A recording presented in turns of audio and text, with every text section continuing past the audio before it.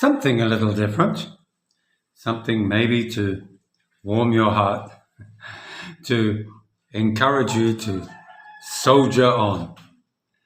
You know, I have a little love story to tell you. You know, all those years ago, over no, hang on, 6 decades ago, I embarked on a long, long trip to New Zealand.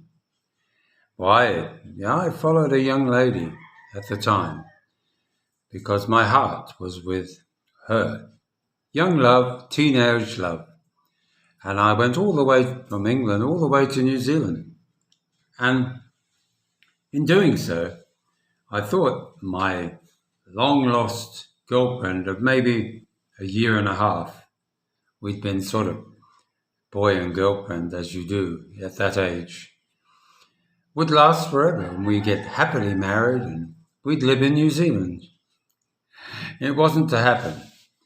But nevertheless, over the nearly 6 decades now, we've always tried to keep in touch in some way or another, even if it's just a little hello or a funny face on the Facebook, or what was Facebook before Facebook. I think it was MySpace, something like that. But I was reminded the other morning with a screenshot that was sent to me of myself.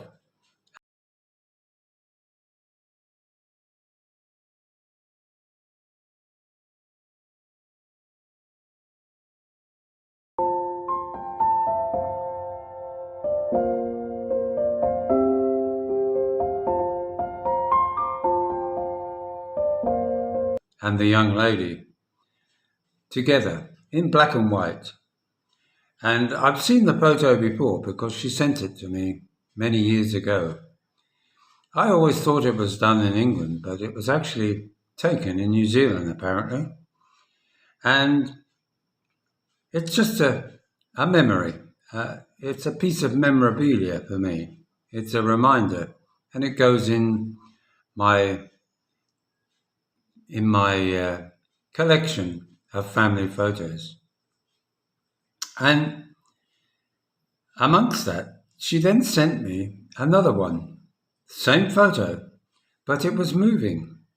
There was a app that she had bought for some £8, and she was able to make it come alive. And I will show you them both. And I will include it in this video, just so for your own enjoyment, one might say. And the thing to remember about this is not the images, but the fact that friendship, love, in a non-sexual way, can remain with you for many years, in fact, a lifetime.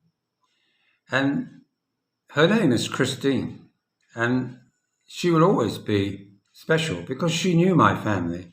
She knew my sister. She was a friend of my sister originally. And that's how we met, through girls coming to see my sister. Oh, you have a brother. Oh, how handsome he is. But the reality is, we have stayed friends in all these years. And it's funny how Filipinos don't actually understand what a man and a woman can have without it being a sort of an indication to feel jealous. And you wonder why, because you can have a deep and meaningful relationship. I mean, Christine got married, had children. I got married and had children. I don't think she's jealous of my ex-wives or me of her ex-husbands. The reality is that we've just remained childhood friends, and we have a deep connection because of that. We wish each other the best, but also it enables me to communicate with somebody who's definitely got a connection and an understanding of me as a person over all these years. And I was able to ask her questions online now about life in England, how it is for her, how she deals with everyday life. And in some ways, it's encouraging to see that she's motoring on. She has, I believe, something like 17 great-grandchildren. So her family have certainly been at it for a long time, increasing the size of their family unit. But she also points out that they are also very busy, her family, her children, and they don't have a lot of time in their busy schedule to give their mother. But what she's pointed out is that as she gets older, she realizes that she doesn't want to grow old lonely, but she doesn't know quite how to achieve it. She's joining volunteer groups and hoping to make new friends. But like as she says, often the new friends say, well, why don't you come around? Or it's getting dark. I don't really want to be out after dark. And you have to think to yourself, well, do we all want to grow old and be alone? And I think the answer to that is no. We certainly don't want to go and end up in some rest home.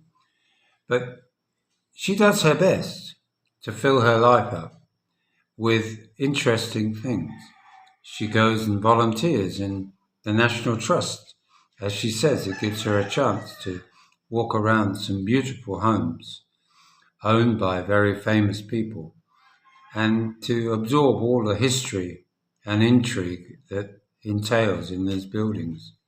And it's good to know that she got somebody on the other side of the world that she can share some of those exciting days.